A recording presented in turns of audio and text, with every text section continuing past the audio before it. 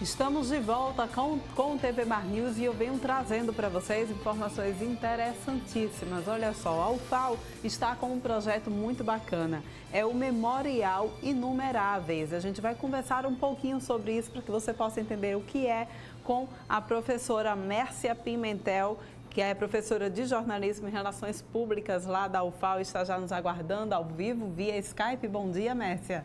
Tudo bem? Bom dia, Mércia, tudo bem? explica pra gente o que é esse Memorial Inumeráveis.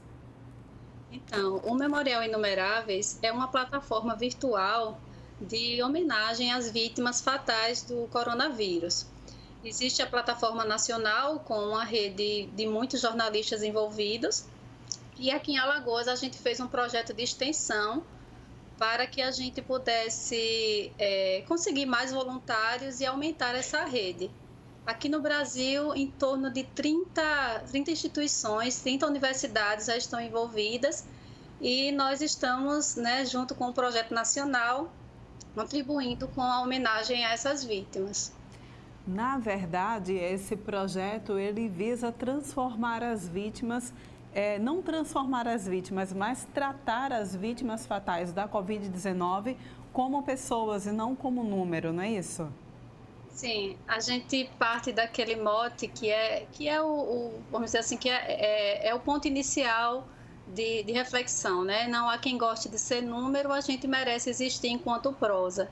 Então, a gente trata essas pessoas como pessoas e não como estatística.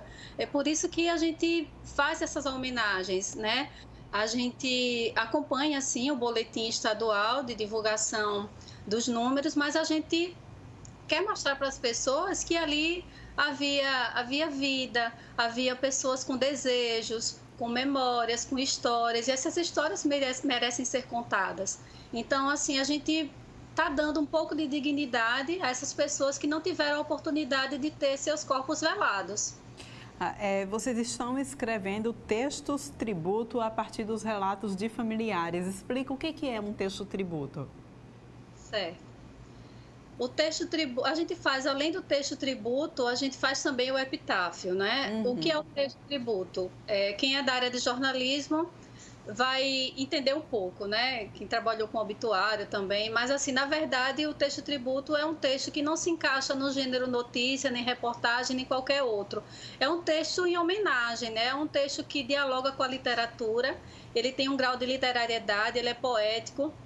A intenção é tocar mesmo, né, quem lê, e é um texto sinóptico também, ele é um texto curto, então a ideia mesmo é tocar os corações das pessoas que leem, não só das famílias, mas das pessoas também que, de modo geral, que acompanham o Memorial Digital. Não sei se vocês já tiveram acesso, a plataforma é www.inumeráveis.com.br. Lá uma lista de textos tributo, né, dessas homenagens às vítimas. Há também o epitáfio, que é vamos dizer assim, aquela frase que sintetiza melhor a história da pessoa. Esses epitáfios, eles estão lá no Instagram do Inumeráveis. Eu queria também só destacar que existe a plataforma nacional, mas o que a gente está fazendo aqui é um projeto de extensão, que a gente está chamando de Memoráveis Alagoas, Memoráveis de Alagoas, que está em rede com o nacional. Então, a nossa proposta é ir além da construção desses textos tributo. A gente também está com a ideia de atuar com o audiovisual para fazer também vídeos homenagens. Então, assim, se você me permite falar um pouco da metodologia do grupo, eu vou sintetizar que a gente dividiu em 4 GTs, né? 4 grupos de trabalho. Só um instantinho, Mércia, só um instantinho. Eu queria pedir para o pessoal aqui da técnica, se der para a gente acessar enquanto a gente vai conversando, acessa o Instagram e também a página, para que a gente possa ir mostrando, enquanto isso a gente vai relatando então esse trabalho. Pode falar, fica à vontade. Certo. Então, assim, como é um projeto de extensão, a gente atua em 2 frentes, né? Externamente, dando essa satisfação para a sociedade do que a universidade está fazendo e internamente contribuindo com a formação dos estudantes. Por isso que a gente dividiu em 4 grupos de trabalho. A gente tem um grupo que está diretamente ligado à apuração. A gente está criando um banco de fontes. Essas fontes são os familiares das vítimas que desejam falar. A gente, a partir desse banco de fontes, entra em contato com o familiar, entrevista e faz o texto tributo, que é aquele texto curto em homenagem. Depois da redação, a gente faz a edição, a revisão e submete lá na plataforma. A gente tem o outro GT também, que é o de divulgação, que cria, né, os nossos posts para divulgação, de modo geral, das famílias que queiram entrar em contato. Divulga, na verdade, o post para que as famílias entrem em contato conosco, porque é algo voluntário, né? A gente não obriga o familiar a falar, tendo em vista que é um momento muito delicado e a gente entende que as pessoas também merecem ter o seu tempo de luto. Então, a gente, e muitos não querem falar, mas os que querem, a gente dá, assim, essa oportunidade. E esse outro GT último que eu falei, que é o GT de audiovisual, que vai ficar responsável por criar, né, vídeos, elaborar vídeos, até um documentário final que a gente está pensando para postar nas redes sociais e na plataforma que a gente está pensando em fazer local. Muito bom. E são quantos profissionais e alunos também envolvidos nesse projeto, Mércia?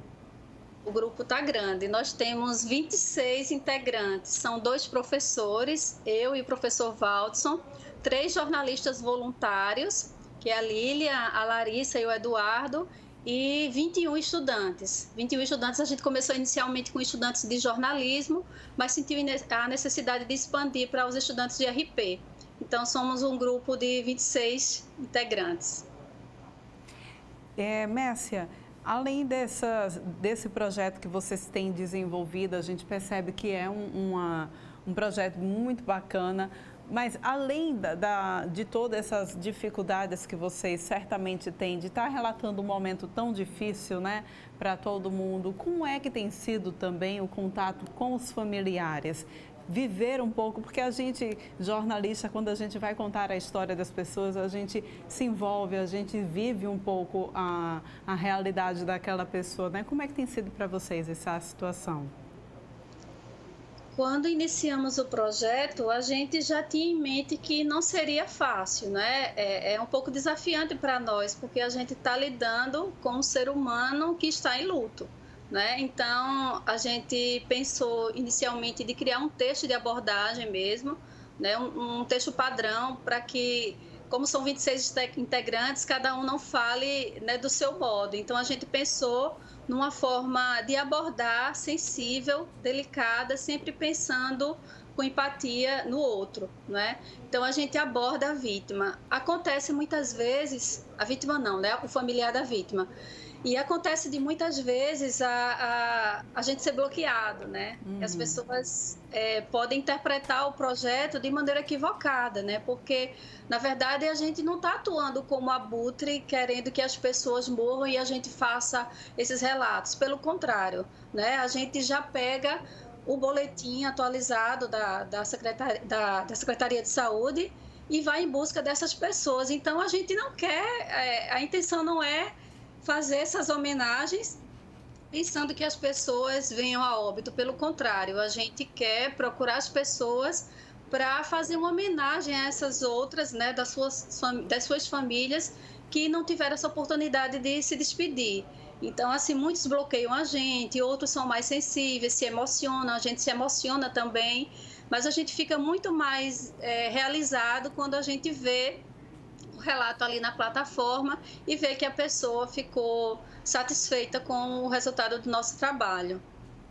Mércia, muito interessante esse trabalho que vocês têm desenvolvido. Eu queria parabenizar vocês por esse trabalho, tá certo? E só passando a informação para quem está nos assistindo e de repente não conhece ainda esse trabalho de vocês e tem, infelizmente, algum parente ou algum amigo que tenha falecido por conta da Covid-19, essas pessoas podem também oportunizar essa homenagem, não é isso? Entrando em contato com vocês, de que maneira? Isso, a busca é voluntária mesmo, a gente está procurando do nosso lado, né, pensando na internet, vendo as hashtags de luto para saber quem se interessa em falar, mas a gente dá a oportunidade também das pessoas nos procurarem, né? Eu disponibilizei o número de telefone, que é o 9954 6033, e aí quem se sentir à vontade pode entrar em contato conosco, que a gente agenda uma entrevista e conversa com a pessoa de um modo, como eu falei, de um modo bem sensível, né? Para não prejudicar mais a situação que a pessoa está passando no momento. Então, a ideia é essa, né? Disponibilizar o número de telefone.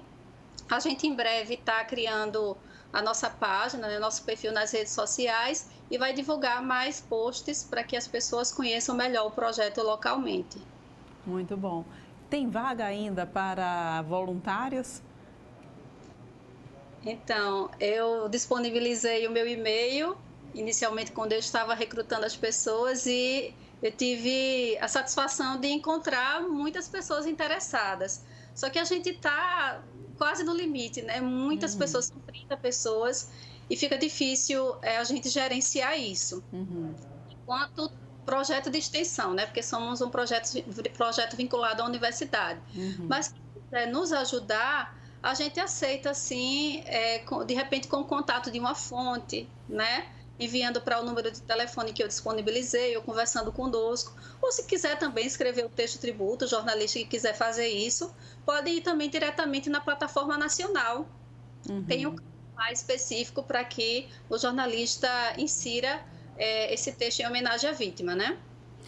Então, ok, Messia, muito obrigada pela tua participação aqui no TV Mar News. Mais uma vez, parabéns a vocês por esse trabalho tão sensível de se fazer e difícil também. A gente sabe como é duro, né, fazer isso e esse contato com os familiares num momento tão triste do nosso país. E vocês aí tentando exatamente dar mais leveza e reconhecimento, fazer com que essas pessoas não sejam números e sim vidas. Muito obrigada, parabéns pelo trabalho e tenha um excelente dia, tá? Obrigada pela oportunidade e um bom dia para todos. Gente, a gente aqui conversando com a Mércia Pimentel, né? A gente vai passar para vocês agora aí na sua telinha como é que está. Então, essa é a página do Instagram desse projeto que a Mércia passou para a gente, Inumeráveis Memorial. Então, acessando aqui, a gente tem, olha só, não havia tristeza que seu abraço não curasse, né? Esses são os epitáfios. Esse, no caso, de patrocínio Magno Portocarrero.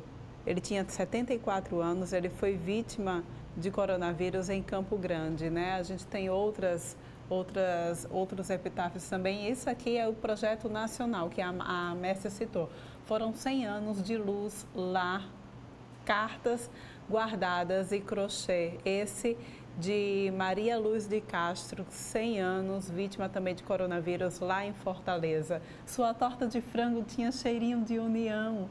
Essa vem de Natalícia Sarmento, gente, lindo, né? A gente percebe o quanto que tem humanidade nesses epitáfios, nesses relatos que a gente vê aqui, essas frases que conseguem resumir bem essas vítimas de coronavírus aqui no nosso país. Um trabalho muito sensível, muito bonito, que tem sido desenvolvido, então, aqui pelas universidades aqui do nosso país, aqui em Alagoas também, a Universidade Federal de Alagoas também fazendo a sua parte. A gente traz uma informação para vocês. Faleceu na noite dessa terça-feira o desembargador aposentado Jairo Maia Fernandes. Ele estava internado no Hospital do Coração com suspeita de infecção pelo novo coronavírus. A família aguarda o resultado do exame laboratorial. Jairo Maia Fernandes tinha 86 anos, foi presidente do Tribunal de Justiça e do Tribunal Regional Eleitoral. Além disso, foi homenageado com o nome do Fórum de Maceió. A gente tem aí, infelizmente, mais uma vítima perdida por conta do coronavírus. E a gente tem aqui, gente, mais informações também, né? Passando para vocês nessa manhã. O Batalhão da Polícia Rodoviária abordou ontem um caminhão-baú no posto do Trevo do Polo, transportando 1.500 quilos de frango de forma inadequada, sem ser em câmera fria. A gente tem o vídeo aí para vocês. O caminhão-baú também transportava uma quantidade bastante significativa de papel higiênico sem nota fiscal. Em relação à carga de frango, a ADEAL foi acionada para as medidas e transferiu a carga de frango para um outro veículo com câmara fria, além da notificação. A Secretaria da Fazenda também foi acionada referente à sonegação fiscal. Essas são as informações para hoje aqui para vocês. A gente, então, com essas imagens, vai então para um rápido intervalo, voltando daqui a pouquinho com mais informações aqui no TV Mar News.